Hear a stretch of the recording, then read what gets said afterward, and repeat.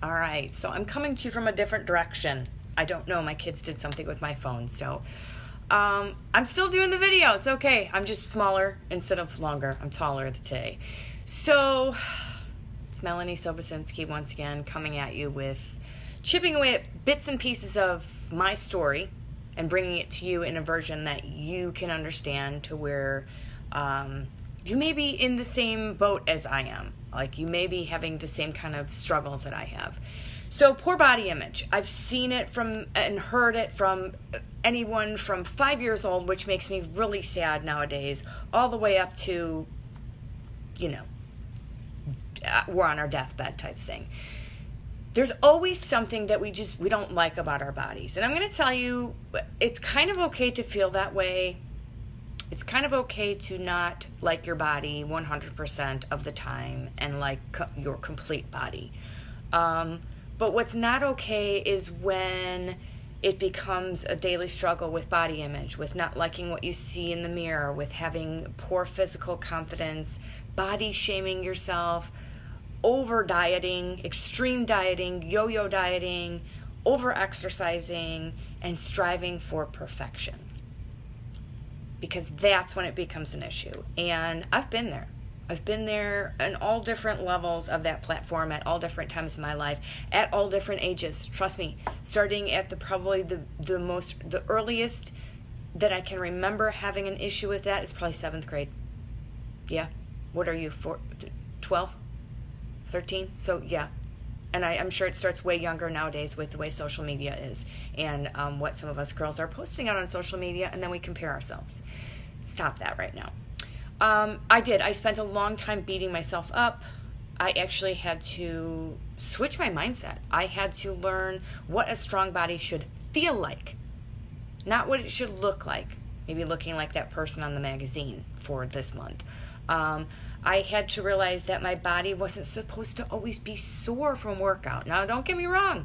I like to be a little sore from a workout. It makes me feel that I've done some work, but that doesn't have to happen all the time. It doesn't have to happen to an extreme where you cannot move. That I had to understand that. I didn't get that. I thought 2-a-days were a thing. I thought 2-a-days were something I should have been doing in order to look this way. And even when I was doing all that stuff, I still didn't like what I was seeing in the mirror. So there was some misconnection. Something wasn't happening. I had to learn to focus on more what it would feel like to be stronger and what it would feel like if I liked what I looked in the mirror. Because it didn't matter what people were saying, like, oh, you look fine. No, I needed to focus on me. I needed to focus on not over-exercising, not over-dieting, fueling my body properly, and understanding what it meant to be strong from the inside out. And somehow, somewhere along the way, yes, it's a struggle. Yes, it's a battle. Yes, it's something that takes some habit changing and some mindset changing. But I found strength in it, and I found what works for me, and I have to continue to share it. I have to continue to let people know that I am freaking as real as you are, okay? I have struggled some of the same struggles you have, and maybe you're right now shaking your head like, yes, this is totally me. So I had to start taking care of myself in the right way. Not what society said, not what the gym said, not what the, fitness, like what people expect you to look like being in the fitness and health, profession. I had to work on myself from the inside out. And I'm going to tell you what, it took some time. I had to break some old habits. I had to create some new habits. It's still a work in progress. But I'm better today than I was, 6, 7, 8 months ago and a year ago. It's a battle. It's an uphill battle when you're stuck in this mindset of not liking what you see in the mirror, comparing yourself to other people. It can be crazy. So what I had to do was I had to understand that I'm a work in progress, and I'm not you and you're not me. And I have to figure out what works for me. And I'm hoping that some of these things will work for you. Like I said, it was a mindset shift. I had to work on myself from the inside out. It was like I was redefining all those things that I thought were supposed to be making me look the look instead of feel how I was supposed to feel. So here are my tips. Quick, easy, painless tips, right? But sometimes it takes a little mindset shift. It's a work in progress. You can kick them to the curb, I promise. You need to learn to love yourself right now, right where you're at, because you're there for a reason. So love yourself right where you're at. Because if you can't do it now, who's to say you're going to be happy or love yourself more when you lose the whatever it is pounds, or when you look a certain way, or when you look like this one or fit into these clothes? That's not something that you need to be striving for. You need to strive to love yourself first. You have to speak kindly to yourself. Someone once said to me, take a picture of yourself out from when you were little and look at it. All those negative thoughts you have, would you say that to that little child? Would you say that to your best friend? I know I probably wouldn't. So speak kindly to yourself. Find some things that you like about yourself instead of always picking on yourself and finding all the negative things.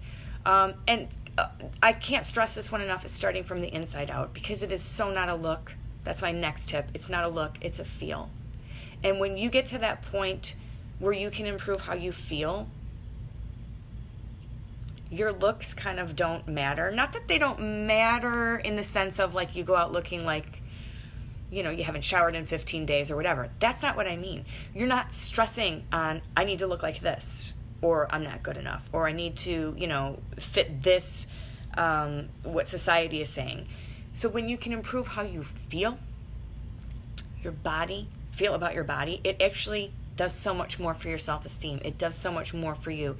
The more positive of a view that you have on yourself from the inside out, the more love that you can give yourself and your body will cooperate with you.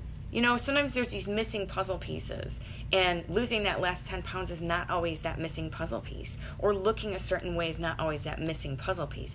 And when you can work on that from the inside out and that puzzle piece gets slid in there, some of these other pieces just start falling into place, and we don't even stress over it. We don't even realize it. So you will experience results that you weren't even looking for. And sometimes, ladies, I know we stress over this, but don't stress over it. Sometimes weight loss is a nice little side effect. Not necessarily something we need, but if you're doing what you're supposed to do and loving and caring for your body's going to do what it's supposed to in return. And if you're at a point where maybe you should be shedding a little bit of weight, it's going to happen without you stressing over it. So keep that in mind. I hope this has given you some insight on you should be able to love yourself at any shape and size at any point in your life. May not be an everyday thing, right? Because sometimes, we feel like, oh, hey, we feel really good. And then other days we're like, not so good of a day. That's okay to have. Don't stay stuck there. Don't stay stuck there. So love yourself first before you can do any of these other things, and know that it's a feel, not a look. You guys have a great day, and we'll chat later.